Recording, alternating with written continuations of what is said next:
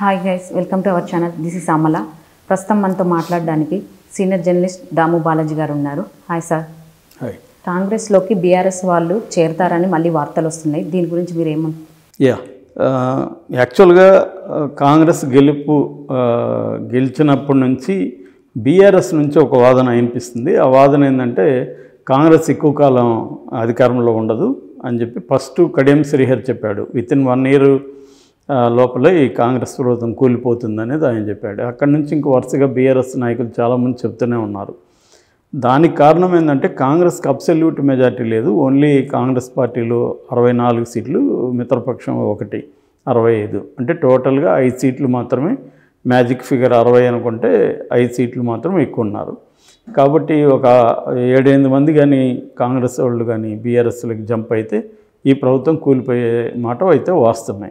అయితే ఆ పరిస్థితి ఉందా ఇవాళ అంటే చెప్పలేం. ఎప్పుడైనా అంటే వీళ్ళు ఎందుకు బయటకు వెళ్తారు, వీళ్ళకన్నా ఇక్కడ తమ ఆశించింది దొరకనప్పుడు అటు ఛాన్స్ ఉంటే అటు వెళ్ళే అవకాశం ఉంది, అక్కడ కానీ గవర్నమెంట్ ఫామ్ అవుతుందని అనుకుంటే. ఇంకోటి ఏంటంటే కేసీఆర్ మౌనంగా ఉండడం కూడా చాలామందికి డౌట్ వస్తుంది. ఈయన మౌనంగా ఉండడం అంటే ఏదో జరుగుతుంది. ఆయన ముందు నుంచి కూడా ఏం చెప్తున్నారు, బీఆర్ఎస్కి 40 వచ్చినా కూడా బీఆర్ఎస్ గవర్నమెంట్ ఫామ్ చేస్తుంది అని ఎలక్షన్ ముందు కూడా చెప్పేవాడు. ఎందుకంటే కేసీఆర్ని తక్కువ అంచనా వేయలేం, ఆయన పెద్ద వ్యూహకర్త. సో కాంగ్రెస్ నుంచి 10 మందిని చీల్చగలడు. ఆల్రెడీ తన మనుషులే కాంగ్రెస్లో నిలబడి గెలిచారు, వాళ్ళకి ఫండింగ్ కూడా కేసీఆర్ చేశాడు. వాళ్ళు టైం చూసి లాగేసుకుంటారు అనేది ఒకటి వినిపిస్తుంది. రెండవది బీఆర్ఎస్ వాళ్ళు మేము అలా చెప్పలేదు, మేము లాగేసుకుంటామని చెప్పలేదు. కాంగ్రెస్లోనే కుమ్ములాట్లు వస్తాయి పదవులకు, ఇవన్నీ ఈ కార్పొరేషన్లు ఇవన్నీ ఫిలప్ అయ్యేసరికి కాంగ్రెస్లోని కుమ్ములాట్లు వస్తాయి. ఆ కుమ్ములాట్లో నుంచి వాళ్ళే ప్రభుత్వాన్ని కూలుస్తారు, మేము కాదు అని చెబుతున్నారు. సో ఏదేమైనా కాంగ్రెస్కి అయితే రిస్క్ ఫ్యాక్టర్ లేకుండా లేదు. ఎందుకంటే ఇంకా 6 మంది మంత్రుల్ని ఇంకా చేయలేదు, అది పోస్ట్పోన్ అవుతూనే ఉంది. ముందేమో సీఎంను అనౌన్స్ చేయడానికే 1 day పైన టైం తీసుకున్నారు, తర్వాత మినిస్టర్లను తీసుకున్నారు. ఇప్పుడు ఇంకొంత 6 మంది అవ్వాలి. అది కాకుండా కార్పొరేషన్ పదవులన్నింటికి రిజైన్స్ ఇచ్చారు బీఆర్ఎస్ వాళ్ళు. సో ఇప్పుడు అవన్నీ ఉన్నాయి. ఈ లోపలే ఎన్నికలు వస్తున్నాయి. జనవరి నుంచి పంచాయతీ, మండల్ అండ్ జెడ్పీటీసీ ఇవన్నీ రాబోతున్నాయి. సో ఈ క్రమంలో కాంగ్రెస్ బలహీనపడుతుందా, బీఆర్ఎస్ బలహీనపడుతుందా అనేది ఇప్పుడు పెద్ద చర్చ. కాకపోతే కాంగ్రెస్ వాళ్ళు రివర్స్లో ఏం ఆలోచిస్తున్నారంటే మనల్ని వాళ్ళు లాగేసుకునే ముందు మనమే వాళ్ళు లాగేసుకున్నాం. ఎందుకంటే కాంగ్రెస్ గతంలో కాంగ్రెస్లో ఉన్నవాళ్ళు అక్కడికి వెళ్ళిన వాళ్ళు ఉన్నారు కొంతమంది, ఇప్పటికీ అక్కడ తెలుగుదేశం నుంచి వెళ్ళిన వాళ్ళు ఉన్నారు. వీళ్ళంతా రేవంత్ రెడ్డికి సన్నిహితులే. సో వీళ్ళు ఏం చెప్తున్నారంటే మీరే ఇటు వచ్చేసేయండి అని చెప్తున్నారు. బీఆర్ఎస్ నుంచి కొంతమంది రెడీగా ఉన్నారని కూడా చెప్తున్నారు. వాళ్ళ పేర్లు కూడా ప్రైవేట్ సర్క్యులేషన్లో ఉన్నాయి, ఎవరెవరు రాబోతున్నారు అన్న పేర్లు కూడా బయటకు వచ్చాయన్నమాట. సో అంటే టైమింగ్ కోసం వెయిట్ చేస్తుంది కాంగ్రెస్ యాక్చువల్గా.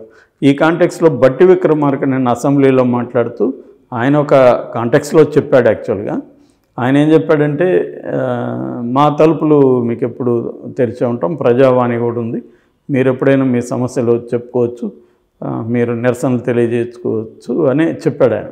కానీ దాన్ని ఎలా వ్యాఖ్యానిస్తానంటే మా తలుపులు ఓపెన్ చేస్తున్నాయంటే మీరు రండి అని ఆహ్వానిస్తున్నట్టుగా ఆయన చెప్పాడని బయట దాని ఇంటర్ప్రిటేషన్ అలా ఉందన్నమాట.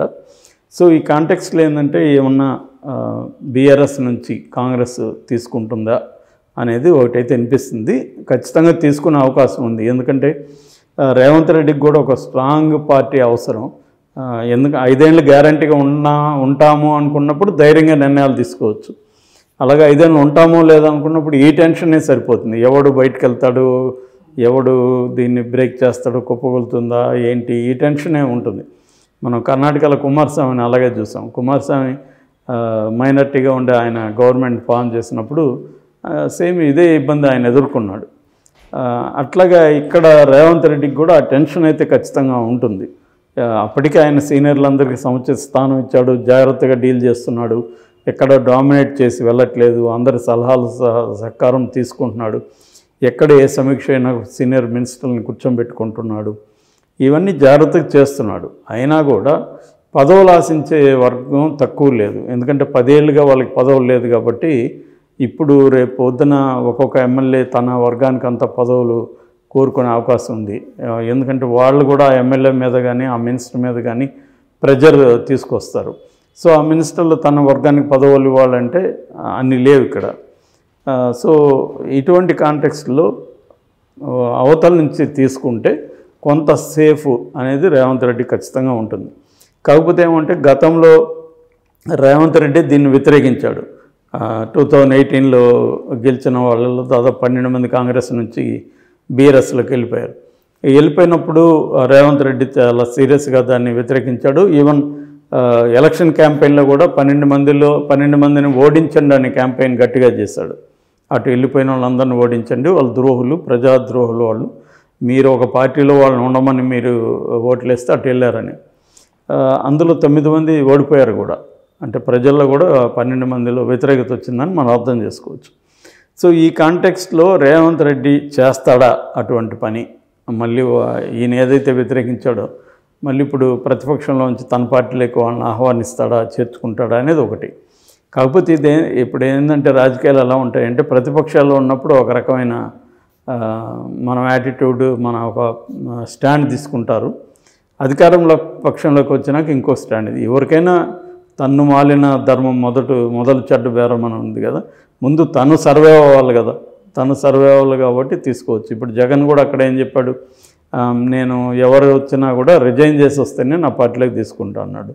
కానీ 4 తెలుగుదేశం నుంచి వచ్చినప్పుడు వాళ్ళు పార్టీలో చేరినట్టుగా టెక్నికల్గా లేదు, కానీ తెలుగుదేశం అయితే లేరు, వాళ్ళు తెలుగుదేశాన్ని విమర్శిస్తున్నారు.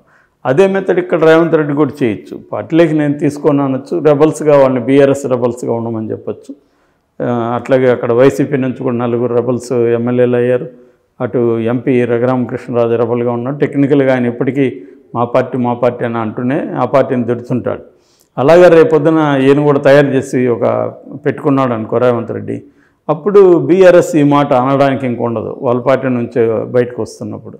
రెండోది ఏమంటే బీఆర్ఎస్కి ఉన్న ప్రాబ్లం ఏంటంటే ఇంకొక 4-5 వచ్చినా కొద్దిగా బెటర్, కానీ 39 ఆగిపోవడంతో ఒకవేళ ఇక్కడ నుంచి వచ్చిన 5-6 మంది గవర్నమెంట్ ఫామ్ చేసేంత పరిస్థితి లేదు. ఎందుకంటే ఎంఐఎం గవర్నమెంట్లోకి రాదు, వాళ్ళు ఏమన్నా ఉంటే బయట నుంచి ఇది చేస్తారు. బీజేపీ వస్తుందో అది తెలీదు. ఎందుకంటే ఇప్పుడు బీజేపీ స్ట్రాటజీ కూడా మారింది తెలంగాణలో, గతంలో ఉన్న స్ట్రాటజీ లేదు వాళ్ళకి. ఇప్పుడు లోకల్ అసెంబ్లీ ఎన్నికల కంటే కూడా వాళ్ళకి లోక్సభ ఎన్నికలే చాలా ఇంపార్టెంట్.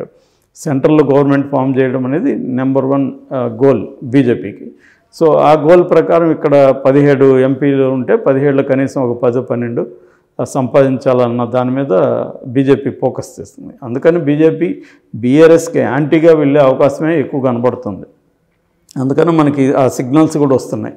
గవర్నర్ పర్మిషన్లు ఇస్తారు, రేపొద్దున కేసీఆర్ని అరెస్ట్ చేస్తే కూడా అన్న ఒక పుకారు అనిపిస్తుంది. దానికి తగినట్టే రేవంత్ రెడ్డి కూడా అనేక ప్రాజెక్టుల మీద, అనేక పథకాల మీద నిఘా పెడతాము, దాని మీద విచారణ జరుపుతూ ఉన్నారు. మేడికొండ బ్యారేజ్ మీద కూడా, మేడిగడ్డ బ్యారేజ్ మీద కూడా ఆయన ఒక సింగిల్ జడ్జి వేస్తామని చెప్తున్నారు. సో ఈ కాంటెక్స్లో బీఆర్ఎస్ నుంచే కాంగ్రెస్లోకి వచ్చే అవకాశం అయితే ఎక్కువగా కనిపిస్తుంది, కాంగ్రెస్ నుంచి బీఆర్ఎస్లోకి వెళ్ళడం కంటే కూడా.